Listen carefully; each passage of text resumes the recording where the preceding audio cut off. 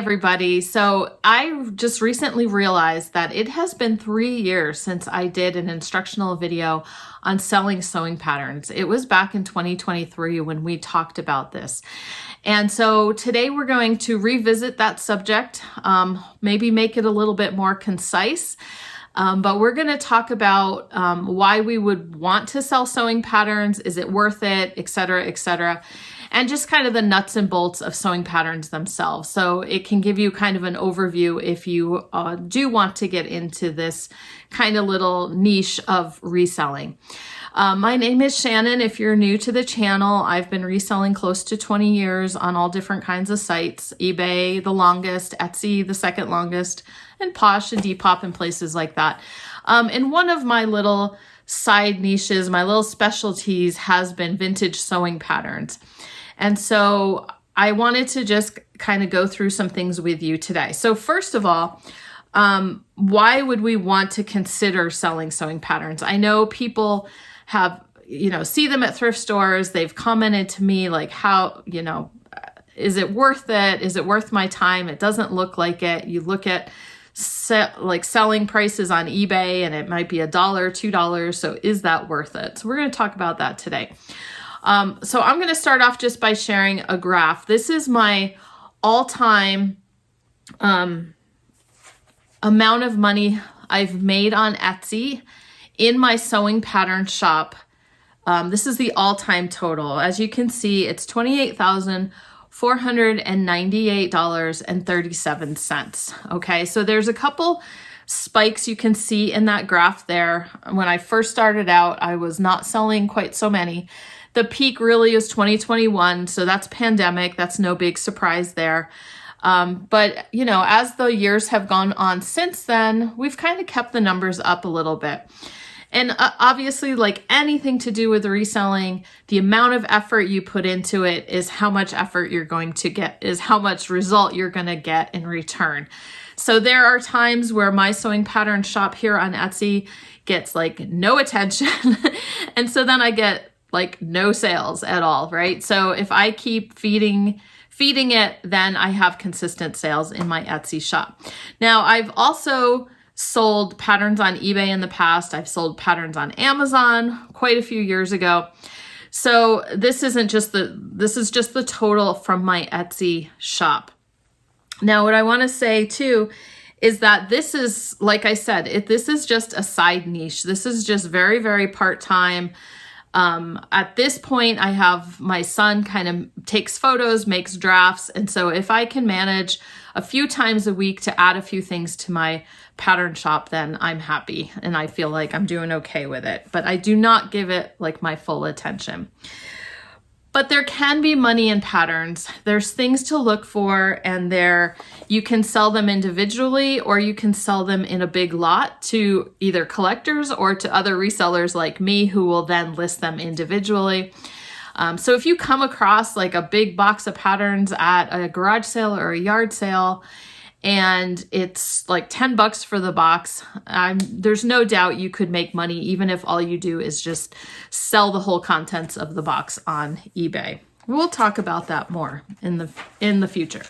Okay, so let's just talk about the nuts and bolts, first of all, of sewing patterns. We have the 4 main companies that you may have heard of. We've got Simplicity. Here's an example of a newer Simplicity. We've got Vogue. Let me find a Vogue. Here's a newer Vogue. You can see that. Vogue also comes in a larger size. So there's a big envelope and a smaller envelope in Vogue. Let's see. We've got Butterick. Here's an older Butterick pattern. And McCall's. Did I say McCall's? I don't think I said McCall's. Okay, so those are the big 4. New Look is also kind of thrown in there with those 4, and those are all at this point owned by the same company. They've kept their individual names, but they're all owned by one company. I think it's called the Simplicity Pattern Incorporated, or something like that is the current name of it right now. But we also have, as you're looking at patterns, you're going to see patterns like Berta. These are usually in these clear plastic sleeves. You're going to see ones like Quick Sew. Advance is an older pattern that they don't make anymore. So those will all be vintage. You'll see even mail order patterns. So it's these kind of plain envelopes. And women in newspapers or magazines would see advertisements for a pattern that they liked, and they could send away for it. So then it would come to them in these envelopes. And there'd be certain ones, there's like Ann Adams, another one that's escaping me at the moment. Maybe Marianne Martin is the other one. So you'll see sometimes just little envelopes with somebody's address, and those are called mail order patterns. So there's a lot of variety in sewing patterns. If you want to get started, the easiest ones to get started with are the Simplicity, McCall's, Vogue, Butterick, etc. You'll see those probably the most often. So a pattern, if we're just going to take a look at a pattern, let's look at this McCall's, this very 80s McCall's. And a pattern will consist of the envelope, and then inside you're going to have the tissue where the pattern, that's the actual pattern. And then you're going to have instructions. Okay, so you're going to want to make sure, if you can take a peek inside the envelope, you're going to want to make sure the instructions are there. That could be something that you end up kind of just forgetting about, but it's important to have the instructions in there. On the envelope usually will be the size of the pattern printed here. So we have, let's see, I'll get two examples. And maybe this one's easier to see because it's darker. But this is a like father-son kind of pattern. And that one is all sizes. So it's small, medium, large, extra large, right? And older patterns, though, only had one size in them. So this is a size 12, and that's bust size 30. So you're going to want to put all that information in your listing. A size 12, vintage size 12, is not the same as a modern size 12. So actually the bust measurement is a little bit more important on older patterns like that, or the waist or things like that. It can help the person who's sewing, it can help them determine what size actually that they're looking for. But for the most part, you know, they're going to be, the sizes will be printed right on the envelope, and you're going to put that in your listing. Sometimes the date, the age of the pattern is on it. Like, I don't think this Butterick one has its date on it. Usually it would be like in small print somewhere. Like on this Simplicity, it's generally like on the flap in here. Some of the older ones, let's see, the date will be copyright 1987. Okay, so it's kind of like up here in the middle. So just look around the edges for the small print for where maybe the date is. And that can help you in your listing as well. Okay, so for the most part, one of the questions I get a lot of times, or comments people make, is, I saw a bunch of patterns at the thrift store, but they were all open. So they didn't get them. Most patterns come open. That's just the way they come. If you went into Walmart or any place that sells patterns, the patterns are already open, okay? The exception for that will be Quick Sew, I believe, was one of the ones that came sealed. This one actually happens to be open already. That wasn't me, but these sometimes will be sealed, and it's fine. I just list them as sealed. I don't open them. But if this is sealed, I still will list it most likely if I can tell it hasn't been cut. So that's just my personal thing. Okay. Now, speaking of cut versus uncut, that is the top question I get as a pattern reseller. How can you tell if a pattern is cut or uncut? Does it matter? What do people want, right? So let's talk about how you can tell. So I'm going to give you some extreme examples, but this is what I do at the thrift store. Now, there are, let's use this one too. There are after so many years of doing this, there are ways for that I can pretty much tell if I feel if a pattern is uncut, right? So if it's kind of slim, it's neat, you can feel that there's corners on the pattern, then it's most likely when you open it, it's gonna look super neat. And when you pull it out, it's going to be so neatly folded, right? And you're gonna be like, okay, that one is uncut.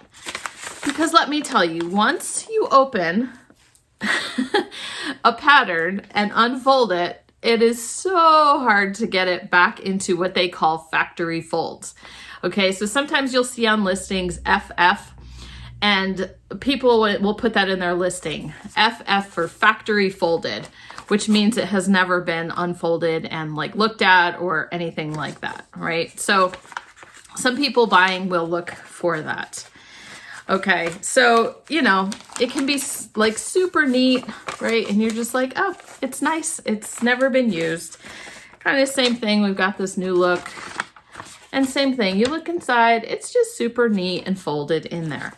Okay, there are exceptions. Sometimes some of the older patterns, I have been fooled by those because you might get a sewist who was extremely neat, who was very careful with her patterns and folded everything back up nice and neatly, ironed them and everything. And then I'm about to list and I kind of open and I'm like, oh, it's in a bunch of pieces. Now that doesn't necessarily mean it's a bad thing. If they're that careful, then it's most likely there are no pieces missing.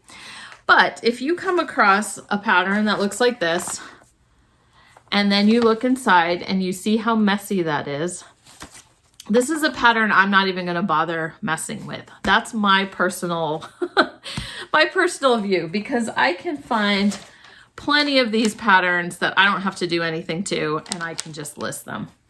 All right, now if this was a vintage Vogue from the 50s or something like that, and the value of it would be high, whether it was cut or uncut, then I most likely would take the time to count the pieces and make sure it's complete.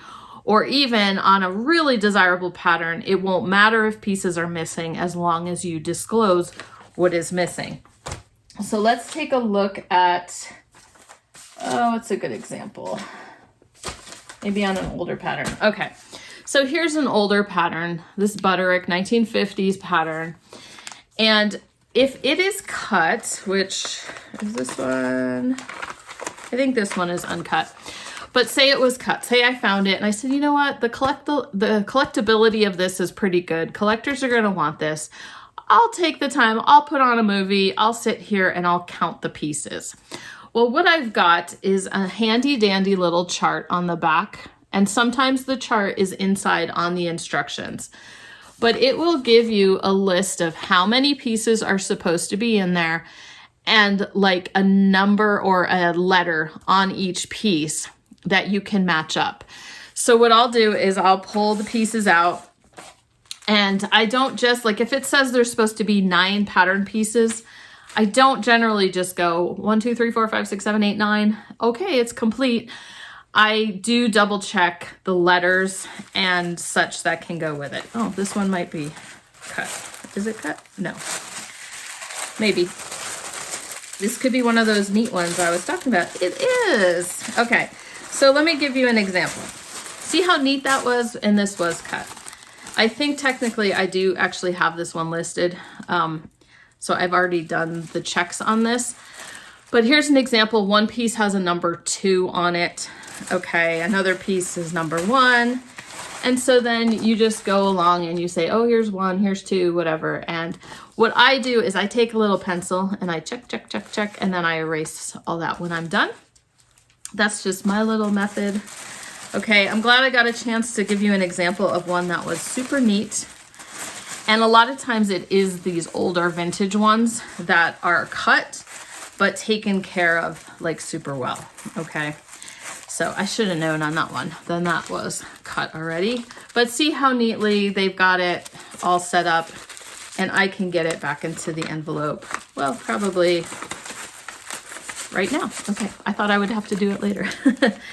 Okay, so that's the example. So if you want to spend the time cutting your, checking patterns that are cut, that is totally up to you.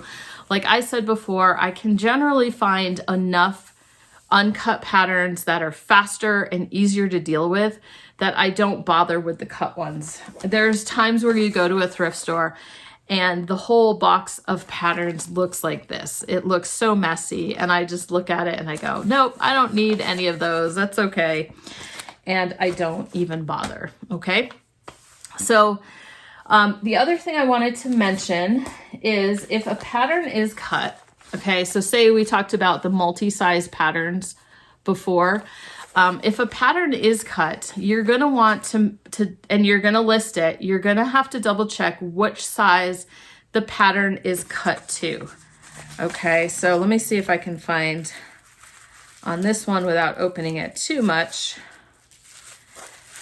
Okay, so as you can see on the tissue paper, there's various lines that a person is going to cut along.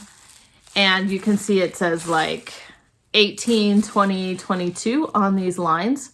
So say this was already a cut pattern, somebody cut it to size 22, you'd be like, oh, that's perfect because that's the largest size it can be cut to, and a person could still cut it down to size 20 or they could cut it down to size 18.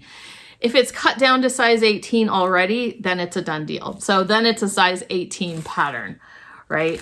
So that's something you'll have to check when you if you've decided to count the pieces, you just have to double check what it's cut to and put that in your listing, if that makes sense. Okay, one of the last things I wanted to talk about in this video, like I said, I was going to try to make this one a little quicker and then have some other videos that address different things so that it's not this like huge long video. So what are the types of patterns that I look for that I am interested in selling when I'm out there searching and looking for patterns?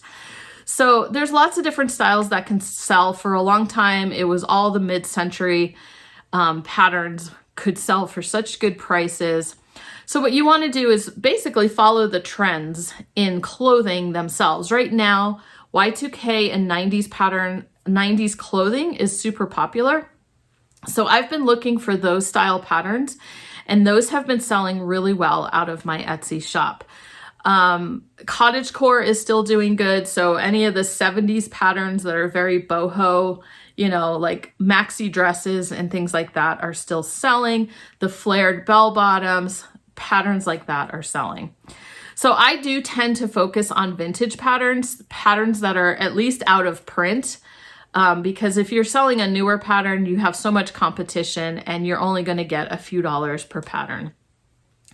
I do sell costumes. I look for costume patterns, and those will sell year round. You don't have to just sell them in September, October.